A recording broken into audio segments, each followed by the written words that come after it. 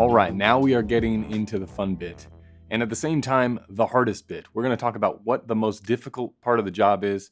No doubt about it. Doesn't matter what level you are inside of this profession, you're going to experience difficulties in this particular aspect. By far, the hardest part of the job is finding the work. And it gets easier as you go along, but it's always a challenge. It's always difficult. Every time you level up, there will be new obstacles. But especially at the start, it's the hardest because it's the old catch-22 of you need the experience in order to get the jobs, but you need the jobs in order to get the experience. So fear not if you are having a difficult time right now.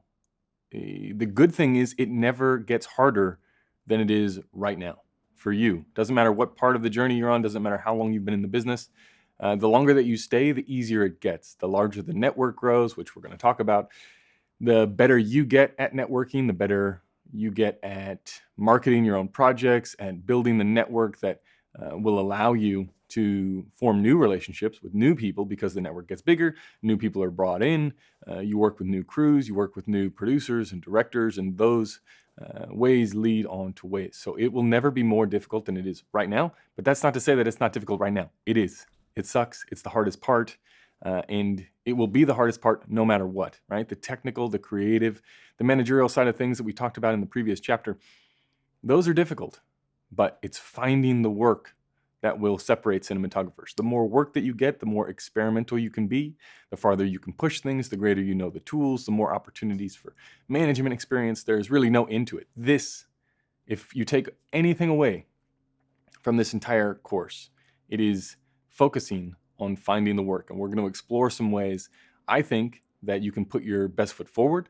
You can put yourself in the best position to gain as much access to the people that will end up employing cinematographers. And we're going to talk about that in this section entitled The Work. You know, one of the great things about cinematography is there really is no path. There's no path that you have to go down. You don't have to go to school for 8 years and then come out and do another 4 in residency. You can call yourself a cinematographer now, having never shot anything. You can call yourself whatever you want. There's no real title as long as you can get the job done and you can get or meet or exceed expectations. You can call yourself whatever you want. Now, the path to being successful is interesting because there are so many different variants. Some people will start out as assistants and they'll work their way up through the camera team. Some people start in lighting and they work their way up that way. Some people, especially now that the tools are getting cheaper and cheaper and cheaper and the barrier to entry is getting lower and lower, now you're having people just start shooting. And that is what I would recommend here.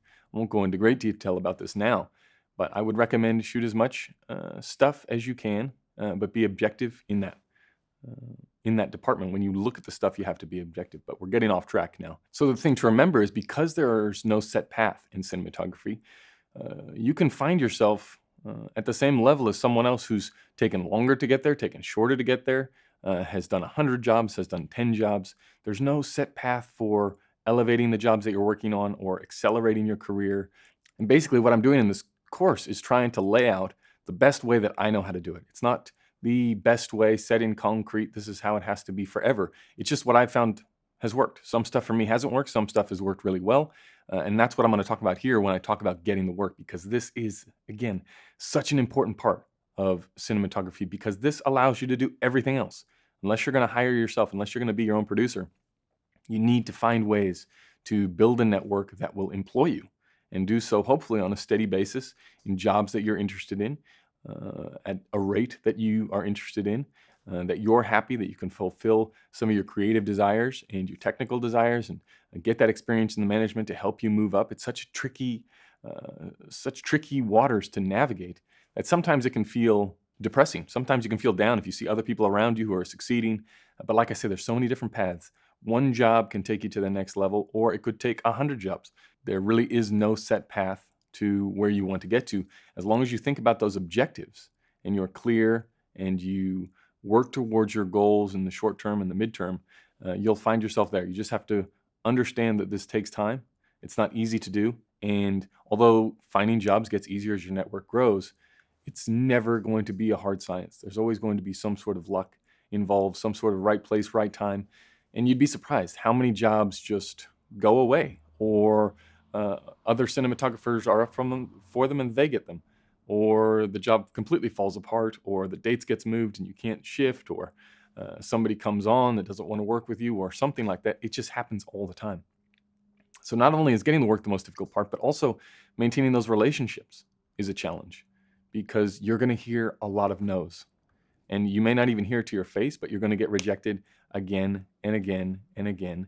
And as long as you just keep doing it, as long as you just keep showing up, keep producing work, keep trying to find ways to elevate your game, you'll find that it pays off, and that eventually you will crack through, and things, just like a snowball, you start to build momentum inside the industry. And as soon as you work with one crew, something will come up. A producer will have seen that, a director will have seen that, an editor will recommend you because you shot the last job that they edited.